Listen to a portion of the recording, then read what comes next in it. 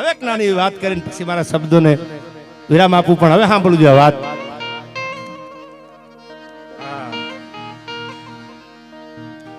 આખું મહાભારતનું યુદ્ધ થયું ખુમાનસિંહ.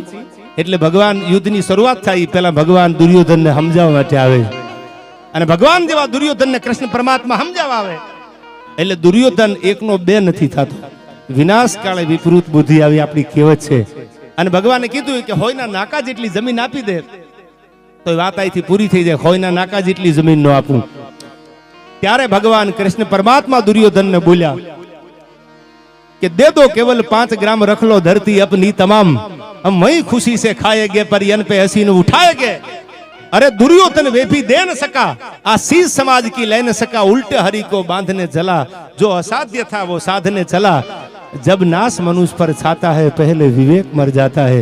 जेनो विवेक मरी जाए एनी बुद्धि बगड़ी जाए એટલે નક્કી કરી લેવું ગૌ પડતી અહીંથી ચાલુ થાય છે. જેમાં વિવેક ન હોય, રામે લક્ષ્મણને કીધું વાળા સાહેબ કે જેના જીવનમાં વિવેક ન હોય, જેના જીવનમાં આદર્શ ન હોય, એ આદર્શ વગરના જીવતર છે ને એ વ્યર્થ હોય, એની કોઈ કિંમત ન હોય. એટલે લક્ષ્મણે રામને કીધું કે મોટા ભાઈ તમારી વાત બહુ સાચી છે, જીવનમાં આદર્શ ન હોય, જીવનમાં વિવેક ન હોય તો જીવન વ્યર્થ હોય, એની કિંમત ન હોય. વાત સાચી છે તમારી, પણ આદર્શ રાખવામાં, વિવેક રાખવામાં આખું જીવન વ્યર્થ બની જાય, એનું શું કરવાનું? આદર્શ રાખવામાં આખું જીવન પૂરું થઈ જાય તો એનું શું કરવાનું? એટલે રામે લક્ષ્મણને વળતો જવાબ આપ્યો એ કે સાંભળી લે લક્ષ્મણ, જેને આદર્શ રાખવામાં, જેને વિવેક રાખવામાં પોતાના જીવન પૂરા કરી દીધા ને એ વ્યર્થ બની ગયેલા જીવન આવનારી પેઢીના આદર્શ પાત્રો બની ગયા છે. દાખલા તો મોડપીર દાદાના જ દેવાય, દાખલા તો જામ અબડાજી ના દેવાય, દાખલા જોગીદાસ ખુમાણ ના દેવાય, દાખલા તો મીરાબાઈ ના દેવાય, જેને પોતાના જીવન આખા વ્યર્થ કરી દીધા આદર્શ રાખવા માટે. દાખલા તો જગતમાં એના જ દેવાય છે. મીરાએ ઝેરના ઘૂંટડા પીધા એના જ દાખલા દેવાય છે, દાખલા બીજાના ન દેવાય. એમ આવી જ્યારે આપણી આ સંસ્કૃતિ સભર આપણો ડાયરો છે ત્યારે મને એક પ્રસંગ યાદ આવ્યા અહીંથી.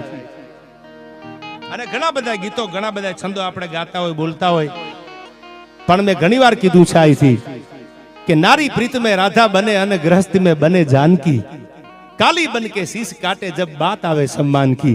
આ લોક સાહિત્યનો દુઓ છે કે દેશની દીકરી નારી પ્રીત में राधा बने અને गृहस्थी में बने जानकी. પરણિત જો હારે વહી જાય તો સીતાએ જેટલા દુઃખ સહન કર્યા એટલા દેશની દીકરી દુઃખને સહન કરવા તૈયાર થઈ જાય.